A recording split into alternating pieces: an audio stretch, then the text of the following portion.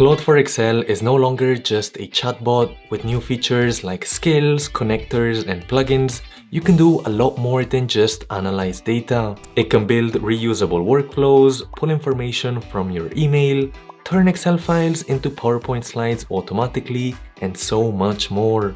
So in this video, I'll show you everything you need to know about Claude for Excel. Let's get into it.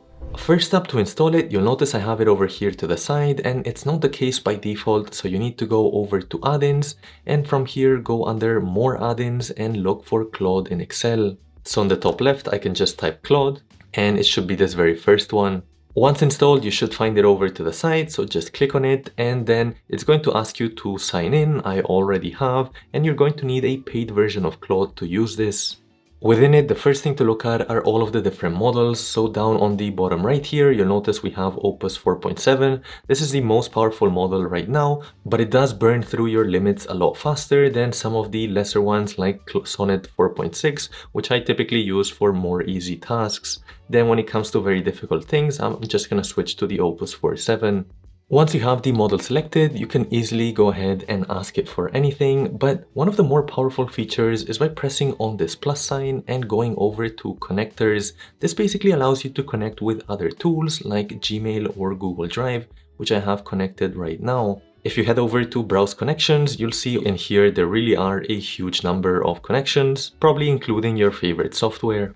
To show you an example of the connectors and how they work, let's suppose that in here I'm just going to type to use the Gmail connector and look for an email from Career Principles and import the attached Excel file.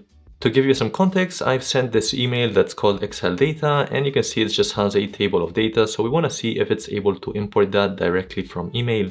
Awesome, so you can see it's been able to upload all of the data here from the email, and it's formatted nicely here in Excel too.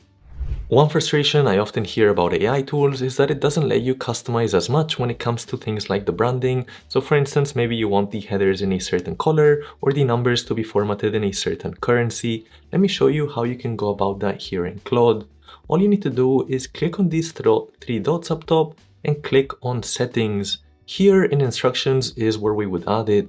For example, if we were analysts at an investment bank, we could use something like this. So I'm saying always use investment banking formatting, blue for hard-coded inputs, black for formulas, green for links to other sheets. Use comma separators for thousands, 2 decimal places on percentages, never use merge cells, and these are the different header styles that I should have. That should now be saved. We can go back, and in here I can type something basic like build me a simple sample P&L statement. Now let's see if it's able to use those best practices we just gave it. You can see in here already under the steps, it's saying apply IB formatting as step number 6, so that's looking promising. Awesome, this is now complete, and you can see right here it says that it's using the formatting applied as per my investment banking preferences. So blue for hard-coded, which are these figures right here, they're just manually typed in, whereas these down below that are formulas are in black. We've got the right headers, I said in dark blue here, and I want this specific light blue color. On the side, it says this is the hex code it's using, so that's the one I actually gave it, so it's all looking great. Oftentimes, when you use Excel, you'll do the same task over and over again, so ideally you want to have some kind of a repeatable workflow, and those are known as skills inside Claude. So you notice when you open up Claude, it says get started with these skills, and here are some of the options. If I click on one, like the clean data one over here, it adds this slash sign, and then it adds the tag, followed by the actual description. So this is a pretty standard one to use, but what if you want to use your own one? Maybe none of these 4 fit the criteria you want. Well, if that's the case, you can go ahead and create your own skill by clicking on this button. And generally, to trigger any of the skills, you just want to press on this slash sign, and here you'll see all of the ones that I currently have available myself. So we've now looked at skills and connectors, and putting that all together, we have what are known as plugins. So if we click in here under the plus sign, you'll notice we have the option for plugins. Basically, these are bundles. So you'll notice it's got 6 skills in it and 1 connector for this first one. Let's suppose we scroll lower down to one that can be more relevant, like finance. And in here, you can see it says 8 skills and 7 connectors. When I click inside of it as the skills, these are basically all of the different tasks that it can do. And then the connectors are all of the softwares that it can connect to, like Slack, MS365, etc.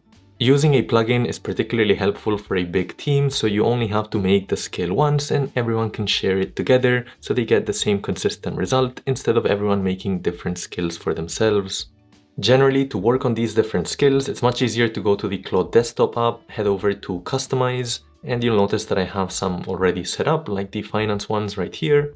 And you can see exactly what they do in more detail with some suggestions down below. You can also create your own by pressing on this plus sign, going to browse to see the different ones, or just create one entirely from scratch. Sometimes though, instead of having to connect different things and working with external tools, it's just much easier to simply import the data inside of Claude. You can also do that just by going to add files, and in this case you can see I've uploaded Apple's 10K. This is also known as the annual report for Apple. It's about 80 pages long, and within it, let's suppose that I just want to take the balance sheet. So this is a part specifically within the financial statements area, and let me try to find it. So here's the income statement, and let's suppose that we just want to import this part into Excel. So I'm saying import the income statement from the Apple 10K, and I'm simply gonna run that. Awesome, it looks like it's making good progress here, and it's using the IB formatting that we actually gave it earlier. That's looking nice. And let's quickly check if the numbers are correct. So here, if we hover over them, it's added a note, so it's telling us exactly where it came from. It's 307. And if I look over here under the actual 10K, that's the exact same number. So that's looking very promising, and it's formatted everything quite nicely. Before we go over data analysis using Claude, if you're liking this video and you want to learn more, I'd recommend you check out our range of courses, which include learning AI, Excel, Power BI, finance and valuation, as well as a range of bundle packages. And what makes our courses different is that they're all applied to the real world. So aside from teaching the theory, our lessons also offer case studies that simulate the type of work you might be assigned in your day-to-day, ranging from creating a financial model from scratch on Excel, to creating a P&L dashboard on Power BI, all the way to making a professional pitch deck presentation in PowerPoint. And if you get stuck along the way, you can easily ask our instructors questions in the chat area.